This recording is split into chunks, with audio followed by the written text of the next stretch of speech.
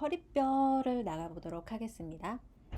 자, 허리뼈는 룸바라고 해서 L자라는 약어를 사용한다고 했습니다.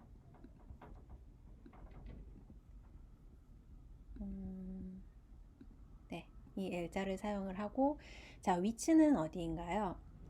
자, 우리 갈비뼈가 보이고 갈비뼈 그 바로 아래에, 그죠? 붙어 있는 이 L1부터 해서 룸바는 총 5개로 구성이 되어 있다고 했습니다.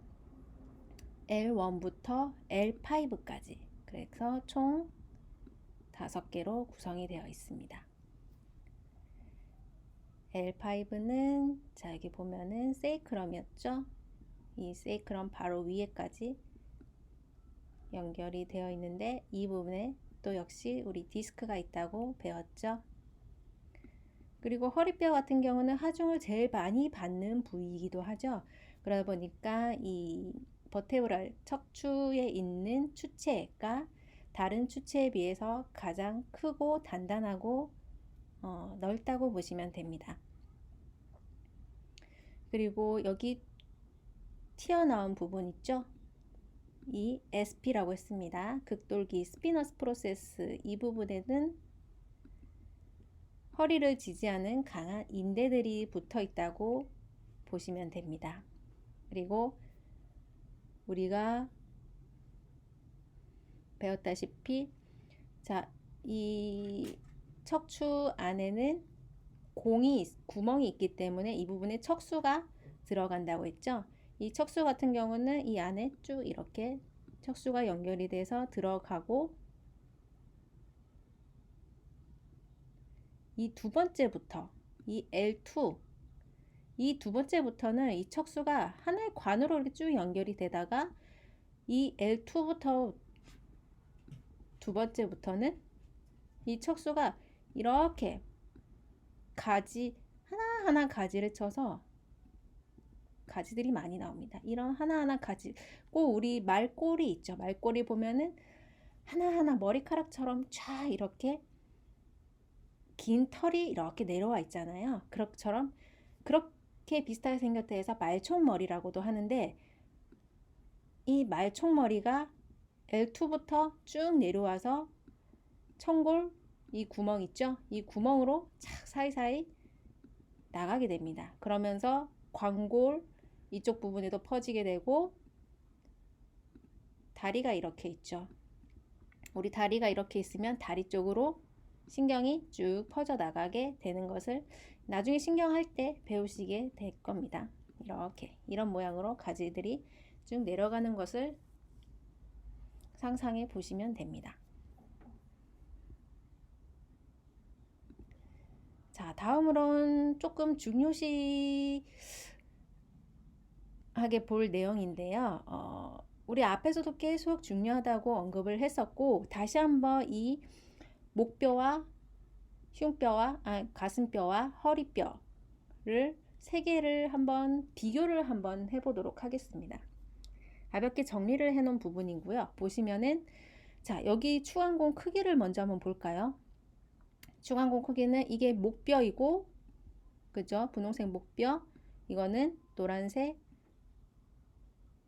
흉골, 그 가슴뼈, 그리고 이거는 요추입니다. 그죠? 이쪽 부분이죠. 요추인데 이 분홍색 같은 경우는 여기 척수가 들어가는 이 공간이 어떤가요?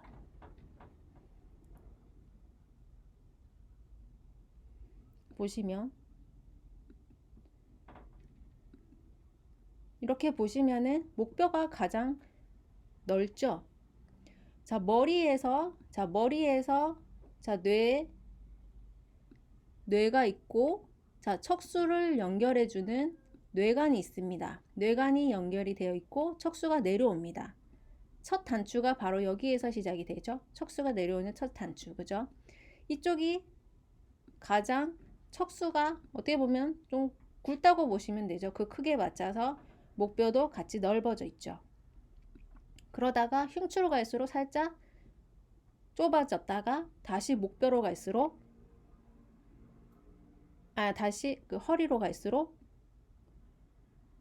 더 목뼈보다 더 넓어지게 됩니다. 약간 삼각형 모양으로, 그렇죠? 그래서 보시면 흉추가 제일 좁고 그 다음에 허리, 요추, 그 다음에 목뼈라고 보시면 됩니다. 자, 극돌기 스피너스 프로세스를 한번 볼까요? 자, 경추는 보시면 두 번째, 이게 C2라고 보시면 C2에서 자, 두 개가 분리가 되는 것을 볼 수가 있었죠. 그리고 하지만 흉추랑 요추 같은 경우는 이렇게 하나로만 구성이 되어 있는 걸 볼 수가 있습니다. 그리고 여기서 중요한 거는 흉추 같은 경우는 여기 그림에서 보시면 이 스피너스 프로세스가 더 아래로 각도가 살짝 처져 있는 것을 볼 수가 있어요. 다른 목뼈나 요추에 비해서 흉추 같은 경우는 좀 더 아래로 좀 날카롭게 밑으로 뻗어 있는 모습을 볼 수가 있습니다. 그리고 자, 트랜스버스 프로세스 옆으로 나온 돌기라 해서 횡돌기 트랜스버스 프로세스라고 하는데요. 이 횡돌기 같은 경우는 보시면은 요추에서 가장 날카롭게 옆으로 길게 뻗어 있죠. 그리고 그 다음이 흉추가 길게 나온 걸 볼 수 있고, 그 다음에 경추에서는 있기는 하되 그렇게 길게 옆으로 뻗어 있진 않죠. 그 사이에는 목뼈 같은 경우는 이렇게 구멍이 횡돌기 공이 나 있는 걸 볼 수가 있습니다. 또 여기서 보시면 횡돌기 같은 경우는 여기 흉추에서 보시면 옆에 이렇게 붙어 있죠. 이렇게 관절면이 있는데 이것은 바로 우리 갈비뼈, 아까 배운 갈비뼈와 맞닿는 곳이라고 보시면 되겠습니다. 그리고 추체 크기를 보시면 자, 제일 큰 게 당연히 요추겠고, 그 다음이 흉추, 그 다음이 목뼈가 되겠습니다. 그리고 망곡을 한번 보시면은 망곡 같은 경우는 우리 해부학적인 자세로 서 있을 때 옆에서 보게 되면 목은 살짝 앞으로 살짝 나오게 되고, 허리는 조금 상대적으로 뒤로 빠지고, 다시 허리는 앞으로 나오게 되고, 꼬리뼈는 다시 청골과 꼬리뼈는 뒤로 빠지게 됩니다. 이런 S자 모양을 가지고 있는 모습을 볼 수가 있습니다. 오른쪽에 보면 스피너스 프로세스, 그죠? 날카롭게 밑으로 내려간 모습이 보이죠? 자, 목뼈와 그죠? 허리뼈에 비해서, 그죠? 이렇게 알아두시면 되겠습니다. 자, 단답형 퀴즈 나가겠습니다. 일명 명치라고도 하고 심폐소생술을 실시할 때 조심해야 하는 이곳의 정식 명칭은 무엇일까요? 수업 4시간이 끝나기 전까지만 메일로 보내주시면 됩니다. 자, 우리 척추는 다 배웠습니다. 다 배웠고 이제 우리 몸의 기둥이 되는 걸 배웠기 때문에 그 옆에 주변 가지들을 이제 하나하나씩 배워야 될 차례입니다. 그 중에 첫 번째가 팔다리뼈입니다. 이 팔다리뼈대, 우리가 팔을 지지하고 또 이 팔을 움직이기 위해서는 근육이 있어야 되죠. 근육이 부착되는 장소이기도 합니다. 팔을 움직인다는 것은 유연성이 있다는 거고, 이 유연성은 팔 같은 경우가 유연성이 크다고 보시면 돼요. 예를 들어 자, 팔 다리뼈 중에 어깨뼈 있죠. 자, 팔과 어깨에 연결된 어깨 관절 같은 경우는 유연성이 가장 높다고 보시면 됩니다. 그래서 팔을 이리저리 돌릴 수도 있고, 앞으로 회전하고 뒤로, 앞으로 굴곡하고 뒤로 굴곡하고, 팔을 동그랗게 회전을 시키는 이런 가장 큰 단계인 회전 단계까지 있기 때문에 가장 유연성이 크다고 보시면 됩니다. 자, 이 부분, 이렇게 회전 기능까지 갖고 있는 이 어깨 부분, 이 부분을 팔 이음뼈라고 합니다. 보시면은 이 부분이죠. 팔 이음뼈. 견갑대라고도 하는데 견갑대는 말 그대로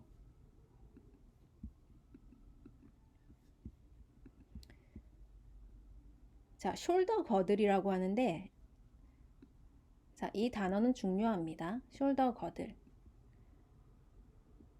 자, 이 뒤에 뼈, 날개뼈 있죠. 날개뼈부터 해서 쭉쭉쭉 와서 어떻게 보면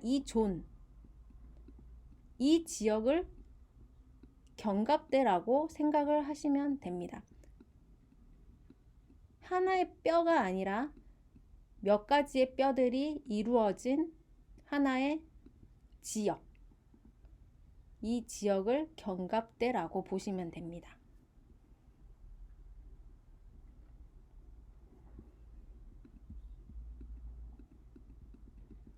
그래서 이 견갑대 같은 경우는 지금 구성이 되어 있는 게 어깨뼈와 빗장뼈 두 가지가 구성이 되어 있습니다. 빗장뼈는 말 그대로 이 쇄골을 얘기를 하는 거고, 어깨뼈는 이 날개뼈 있죠. 날개뼈. 이 날개뼈만 있는 게 아니라 이 날개뼈가 이루어진 모든 이 부분을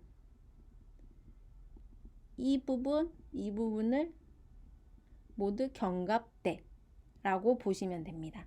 자, 다음을 보고 좀 더 자세하게 학습하도록 하겠습니다. 자, 어깨뼈 한번 보겠습니다. 어깨뼈는 견갑골, 스카퓰러라고도 하고 날개뼈라는 단어를 사용을 합니다. 그죠? 이 부분이죠. 이 날개뼈가 있고 이 앞에 이게 빗장뼈이고, 그죠? 근데 빗장뼈는 지금 어깨뼈에서는 언급하지 않고 딱 견갑골. 자, 이 부분까지. 죄송해요. 제가 미술을 좀 못해서. 자, 이것도 하나의 구성물이고 이게 밑으로 내려가기도 하고 이렇게 구성이 되어 있죠. 그렇죠? 이건 뒤에서 본 모습이고 이거는 앞에서 본 모습. 이건 빗장뼈죠. 그죠? 빗장뼈가 이렇게 있고 견갑골이 이렇게 있는 모습입니다. 이게 모두가 이 두 개가 합쳐서 견갑대로 보시면 되죠. 빗장뼈와 어깨뼈가 합쳐서. 자, 그렇게 보시면은 자, 우리가 촉지할 수 있는 몇 가지가 있습니다.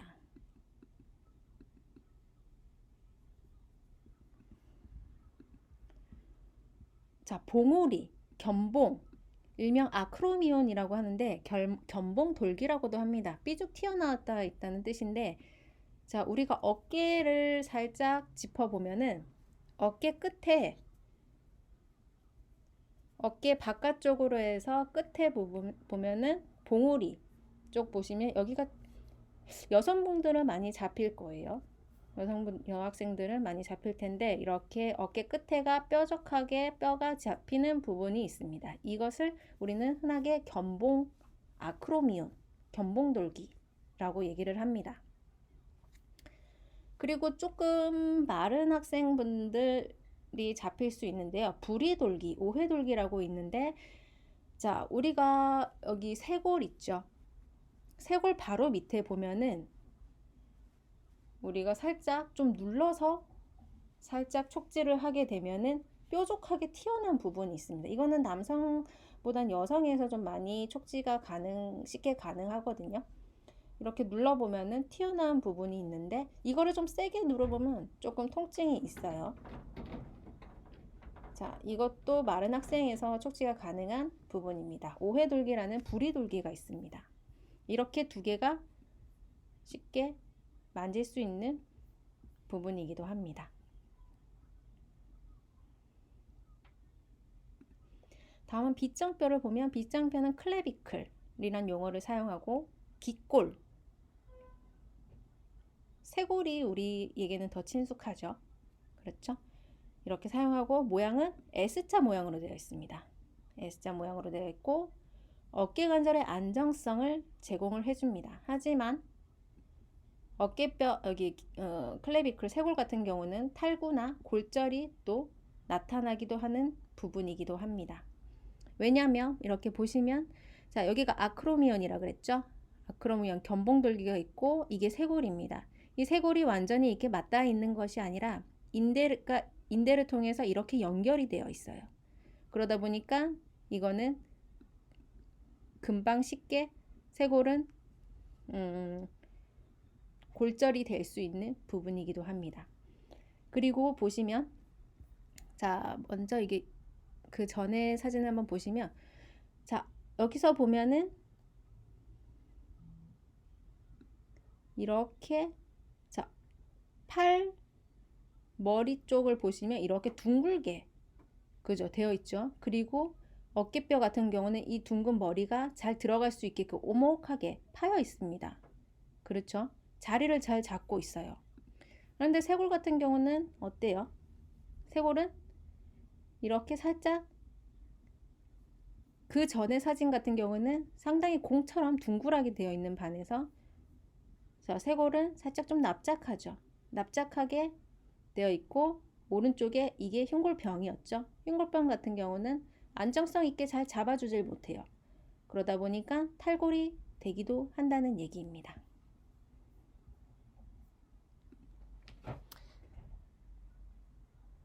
자, 그 다음은 팔 구성을 한번 보겠습니다. 견갑대를 이루는 빗장뼈와 어깨뼈. 어깨뼈에서 보시면 어깨뼈와 관절하는 위팔뼈 있죠. 여기서부터 이루어진 게 팔 구성이라고 보시면 됩니다. 자, 보시면 팔 구성은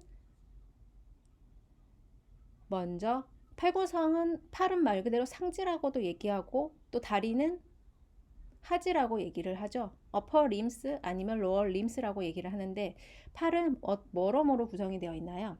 자, 여기서부터 팔이 구성이 시작이 되죠. 그러니까 위팔뼈. 자, 이 부분 위에 있는 팔을 위팔뼈. 구용어로는 상완골이라고도 합니다. 자, 휴머러스라는 의학 용어를 사용을 하고 또 위팔뼈라고 얘기를 하면 위가 있으니까 아래가 있겠죠. 아래팔뼈로는 자, 요골 촉골이라고 하는데 신용어로는 노뼈, 엄지 쪽에 붙어 있는 뼈, 노뼈가 있고 새끼손가락 쪽으로 있는 척골뼈가 있습니다.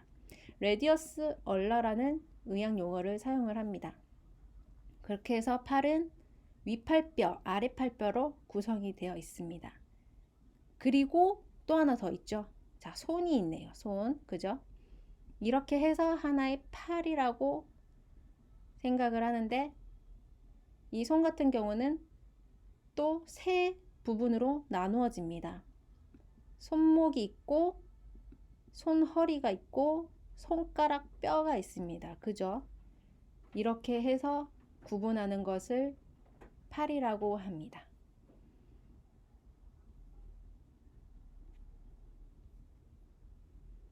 자, 그러면 여기 위팔뼈, 이 상완골, 이 휴머러스를 먼저 보도록 하겠습니다. 자, 위팔뼈입니다. 자, 우리가 얘기한 이게 지금 견갑대였죠. 그죠? 빗장뼈까지 한 이 견갑대가 있고 지금 상완골, 휴머러스. 자, 이게 위팔뼈 머리죠. 그죠? 머리 부분.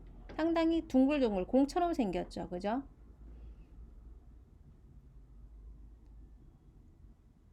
그래서 둥글기 때문에 이 부분이 회전까지 가능합니다. 그래서 유연성이 상당히 높다고 얘기를 할 수가 있습니다. 자, 이 부분을 우리는 말 그대로 어깨관절이라고 한다면 이 부분을 어깨관절이라고 한다면 이렇게 우리가 팔을 구부렸다 폈다 할 수 있는 이 부분을 우리는 자, 엘보 주관절 팔꿈치죠. 팔꿈치 그죠? 엘보라는 죄송해요. 엘보라는 용어를 사용을 합니다.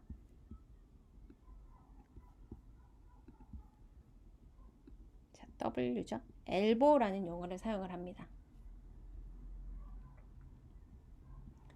자, 엘보를 보시면은 우리가 노뼈와 좌뼈가 있다 그랬어요. 노뼈는 요골이고 좌뼈는 새끼손가락 쪽에 있는 뼈인 얼라라고 합니다. 얼라와 레디우스 이 두 가지가 있는데 그림을 보시면 좀 다르죠 또. 자, 요골 같은 경우는 살짝 떠 있는 게 보여지시나요? 자, 위에도 오목하고 아래는 또 납작하고 오목한 거를 이렇게 받쳐주는 이게 불룩하게 되어 있는 걸 받쳐주는 오목하게 되어 있어야지 이게 유연성이 있다고 할 수 있는데 이거는 말 그대로 납작하게 되어 있죠. 그죠? 관절면이. 그와 반해서 노뼈, 얼라보면은, 좌뼈, 얼라보면 어떤가요? 여기는 또 이렇게 튀어나와 있습니다. 그죠? 튀어나와 있는 부분이 있어요.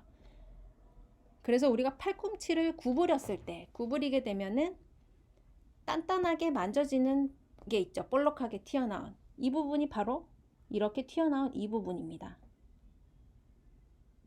이것을 우리는 척골, 팔꿈치 머리라고 하고 구용어로는 주두돌기라고 얘기합니다. 그리고 이게 볼록한 게 안정성 있게 들어갈 수 있게 여기 위에 상완골은 이렇게 움푹 안으로 파여 있습니다. 이렇게 안으로 파여 있습니다. 이렇게 볼록한 게 들어갈 수 있게 이거를 팔꿈치 오목, 주두와라고 얘기를 하고 있습니다. 약간 생김새가 그죠? 조금 유심히 봐두시기 바랍니다. 그리고 여기서 하나 재밌는 얘기를 한다면은 이쪽 척골 같은 경우는 하나의 신경이 지나갑니다. 척골에 지나가기 때문에 척골신경이라고 얘기를 하는데 우리가 팔꿈치를 어디 단단한 뭐 벽이라든지 이런 데 부딪히게 되면은 어떤가요? 순간 손가락이 짜릿한 걸 느끼고 너무 아프다 보면은 사람이 웃게 되죠. 그래서 이 뼈를 우리는 퍼니본이라는 얘기를 합니다. 재밌죠? 웃긴 뼈라고 얘기를 한다고 합니다. 자, 다음으로 넘어가겠습니다. 노뼈가 보이고 좌뼈가 보입니다. 자, 노뼈는 요골이라고도 하고 레디우스라고 얘기를 한다고 했죠. 자, 이 부분이 뭐죠? 요골이죠. 그쵸? 이렇게 사강골과 만나지만 평평한 노골의 평평한 관절면이 맞닿아 있고 그리고 좌뼈, 척골, 얼라 그죠? 자, 얼라를 보시면 보시면 이게 얼라죠. 그죠? 이게 얼라입니다. 이게 얼라고 위에가 볼록하게 상완골과 만나는 부분 이게 팔꿈치 머리죠. 그리고 보시면 우리 손목을 보시면은 손목 살짝 바로 위에 양쪽에 살짝 튀어나온 부분이 만져져요. 그게 스틸로이드 프로세스, 경상돌기라는 겁니다. 신용어로는 붓돌기라고도 하고 스틸로이드 프로세스, 튀어나온 부분을 얘기합니다. 그래서 이 노뼈 같은 경우는 엄지손가락 쪽 그렇게 해부학적인 자세로 보면은 어느 쪽이죠? 요골은 라테랄 쪽이죠. 그죠? 그리고 우리 몸 쪽에 있는 좌뼈, 척골은 메디알 파트라고 보시면 된다. 그죠? 이렇게 보시면 되겠습니다. 자, 얼라와 레디우스 같은 경우는 자, 여기 엘보우에서는 플렉션과 구부리는 것과 펴는 운동이 가능하죠. 하지만 우리는 손을 엎치고 뒤치고 하는 우리 그 놀이 있죠. 이렇게 손바닥을 하늘로 향하게 아니면 손바닥을 아래로 향하게 이렇게 돌리는 동작. 이 동작을 우리는 회내, 수피네이션, 회외, 수피네이션 아니면 회내, 프로네이션이란 용어를 사용하는데 이렇게 손바닥이 하늘을 향하는 회 동작 같은 경우는 손바닥이 하늘을 향하는 회 동작 같은 경우는 어때요? 지금 얼라 자체가 레디우스와 평행하게 놓여 있는 자세가 됩니다. 이렇게 평행하게. 하지만 손바닥을 아래로 향하게 되면은 레디우스 자체가 위에 있다가 아래로 내려가는 방향이 나오죠. 그렇게 되면은 얼라는 가만히 있지만 레디우스 요골이 얼라 위를 교차해서 내려가는 그림을 상상해 보시면 됩니다. 이게 회내입니다. 회내라는 것이 아까 다시 얘기하면은 이 레디우스가 얼라 위를 크로스해서 내려가는 방향을 우리는 회내라고 보면 됩니다.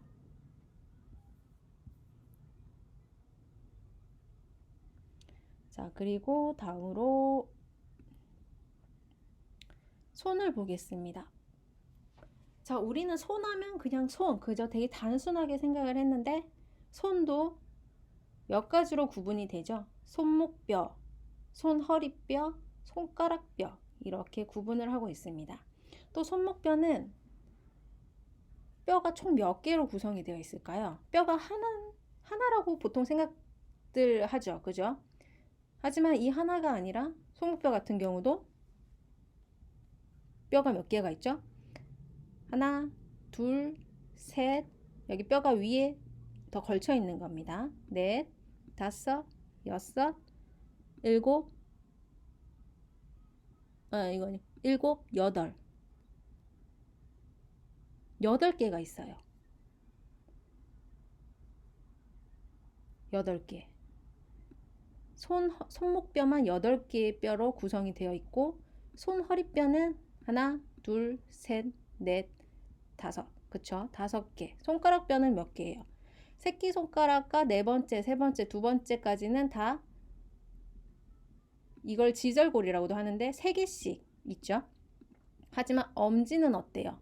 자, 이거는 손허리뼈입니다. 자, 이거 2개가 딸랑 2개만 있어요. 그죠? 발가락도 마찬가지고요. 이렇게 해서 구성을 하고 있습니다. 자, 손목뼈는 총 8개가 있다고 했어요. 손목뼈는 수근골이라고도 하는데, 자, 가로로 되어 있는 거는 구용어라고 보시면 되고, 자, 왼쪽 거는 신용어라고 보시면 돼요. 자, 오른쪽 그림을 보시면은, 자, 엄지 손가락 쪽으로 나와 있는 게 레디우스, 노뼈라고 했죠. 위에 보시면은, 자, 우리가 이렇게 나눠 봤을 때, 이쪽 부분을 우리는 해부학적인 자세에서 어디라 그랬죠? 여기서는 방향이 바깥 안쪽이 아니고 몸 안쪽과 그쵸, 바깥 안쪽으로 본다면은 이쪽으로 나가면은 바깥으로 나간 거고 이쪽으로 나가는 거면은 안쪽 몸 쪽으로 들어가는 거. 그렇죠? 여기서는 레터럴 메디얼 개념이 아니라 여기서는 프록시말 디스탈 파트가 된다고 보셔야 돼요. 그래서 이쪽으로 가는 거는 프록시말 파트가 되고 이쪽은 레터럴 파트입니다. 이쪽은 디스탈 파트가 됩니다.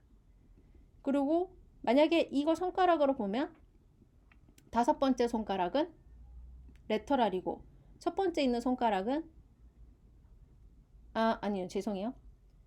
지금 여기가 그림이 조금 헷갈리게 되는데 좌뼈 5번째죠. 5번째 이게 메디알 파트, 몸 쪽에 가까우니까 메디알이고 이건 첫 번째 파트, 첫 번째 손가락은 엄지손가락은 몸에서 바깥쪽, 제일 바깥쪽에 있으니까 레터럴 부분이라고 보시면 되죠.